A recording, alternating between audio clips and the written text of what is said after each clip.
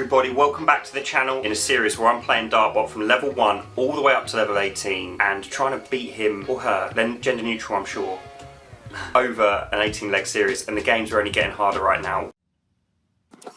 Hey everybody, just thought I'd let you know, this video, I'm really happy with the points that I make throughout.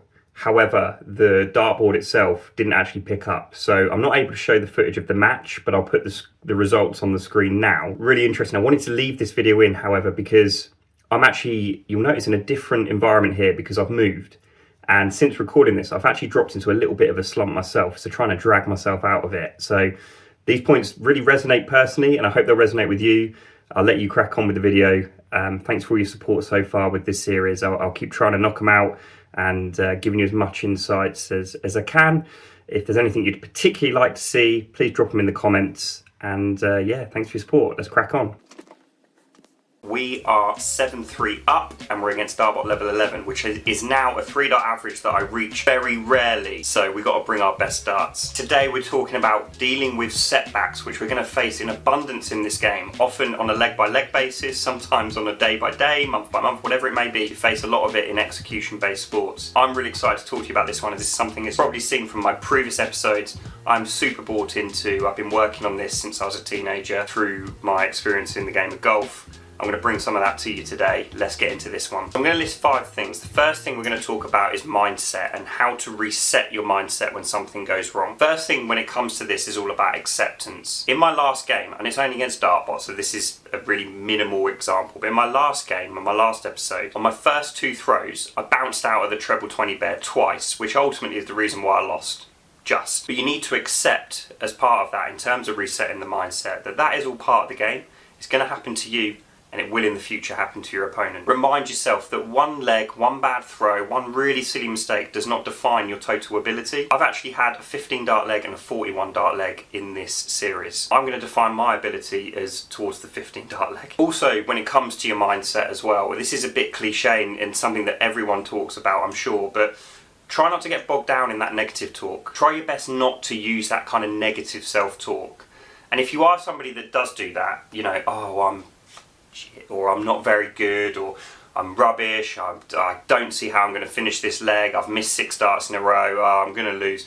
If you are somebody that does suffer with that, here's a very quick tip on how you can start to overcome. Now, I've got a whole library of these. If you'd like to comment and have a chat to me about it, you know, through the Discord or through email, happy to do so. But one of the things that you can do if you are somebody that suffers with negative talk is this. Grab a pen, ideally red, draw a little red dot on your hand, or a big red dot. When you're playing and you think negatively, I want that to trigger you to look at that red dot. Now, what does that red dot mean? It is a big red stop sign. And in your head, when you see that red dot, I want you to scream in your head, stop, as loud as you can. Remind yourself of the previous things. My last throw doesn't define my ability. I am a good player. Setbacks are part of the game and I'm ready to come again, and then move forward with your next throw. So taking control, and it's really hard to get out of that cycle. If you've been playing darts for 3, 5, 10 years and you know you're somebody that slips down these cycles, it's not something you're going to turn off overnight through putting a red dot on your hand. But it is one of many exercises that you can do to start to overcome that and take control of your cognitive behaviour, which will have a positive impact on your darts. Now, controlling your breathing. This is something that you'll see more in golf. I don't think it's quite made it to the darting world because it's a little bit more woke, isn't it? It's a little bit more kind of airy-fairy. And, you know, if you think about typical darting venues around the country, I don't think it's something we're typically going to use. Now, breathing, there's lots of ways you can do. You can just work on breathing in and breathing out, in through the nose, out through the mouth, deeply. There is a technique which I'll link now here in another video I did around belly breathing, which is controlling the diaphragm within your breathing. Now, ultimately, those 2 things help you get blood, help you get oxygen around your body so you can think clearer, so you can be more relaxed. But I think the secret sauce in breathing is that you are taking control again of this piece, your brain, your cognitive behaviour. You're not dwelling on the past, you are thinking about your breathing. That's the only thing you're thinking about, which then when you step And again, if you want to speak to me about zones around the oche, when you step into what I call the execution zone, your brain is completely clear and you've got loads of blood and loads of oxygen pumping around. Number 3 I'm actually going to do for my next throw, and that is you can take control again of that cognitive behaviour through sticking to a routine. Now you'll see lots of players have a little start to their routine. If you watch Michael van Gerwen, he'll come in, he'll get his lean and then he'll pick the dart up.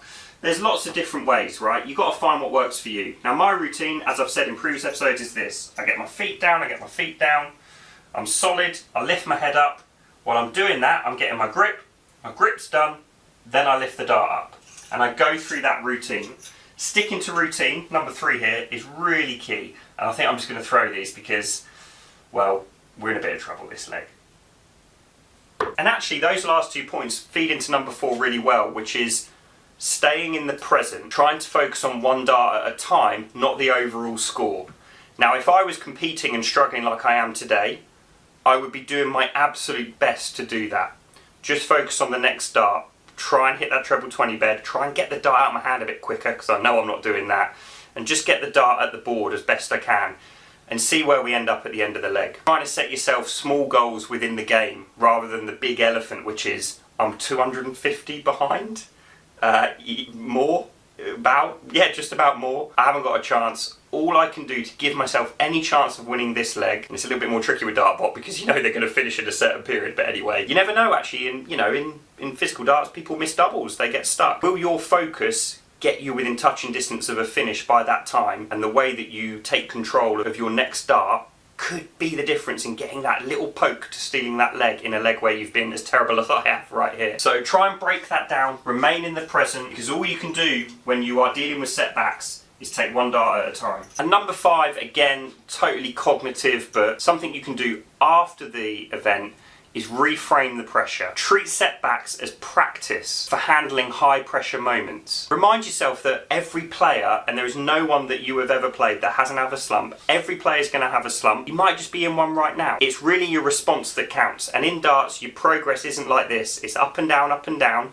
Can you get your mindset right so your ceiling, your ups, are as high as they possibly can be? Don't see nerves and butterflies as a weakness. Everyone gets it. You even hear players, Luke Littler has even said, oh yeah, I was a bit nervous, but then I settled into it. Yes, game shot, and the match! I'll put the results on the screen now. It is now 7-4? Yeah, it's 7-4. And the game's only going to get harder. I'm not sure. We can win this series. Let's cope with setbacks. We've thrown some really good darts in the last 2 episodes. We threw some really good darts last episode. We've had a 15 dart leg. We can do it again. That's what we're going to tell ourselves. I hope you've enjoyed this video and you find some of these insights useful. I've enjoyed talking to you about them. I'm going to be back next episode where I'm going to be talking about creating this YouTube channel and learning darts in public. And I'm going to ask the question, has it been worth it? You can catch that episode next week. Thank you for all your support. Enjoy the darts. I need to keep practicing. I'll see you in the next one. And if you're looking already to watch that video, you can catch episode 12 here, which is, has growing a YouTube channel in public been worth it? Or if you want to know more about that mindset piece, I'm going to link back to a previous episode here, which definitely will help you understand focus areas, dealing with pressure and dealing with that performance, that social or pressure anxiety when you're competing. Whatever you do, enjoy the darts, have fun. Probably should have said that more in the video. Have fun, enjoy it. I'll see you in the next one.